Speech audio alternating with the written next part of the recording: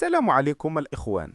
اليوم إن شاء الله غادي نوريكم كيفاش تفورماطي ويندوز 11 وترجعوه بحال ملي شريتو الجهاز جديد بلا ما تحتاجوا السي دي ولا فلاش يو اس بي.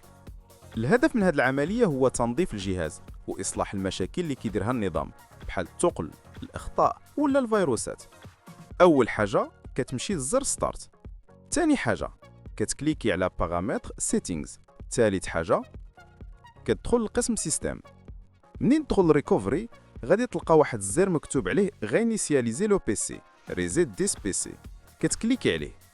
دابا غادي يعطيك جوج اختيارات: كونسيرفي مي فيشي يعني نخلي ملفاتي، يعني كي غادي يحيد البرامج والاعدادات ولكن يخلي الصور والفيديوهات ديالك. سوبريمي تو هذيك كتخلي الجهاز بحال الجديد تماما. الا بغيتي فورمات كامل اختار سوبريمي تو. دابا الجهاز غادي يعاود يشعل ويتفرمط. العملية ممكن تاخذ ما بين 30 دقيقة حتى لساعة على حساب السرعة الجهاز. منين يسالي غادي تبدا الاعدادات ديال ويندوز بحال اول مرة شريتي الجهاز. ما تنساش تخلي لايك وتبارطاجي الفيديو مع صحابك اللي عندهم مشاكل في ويندوز.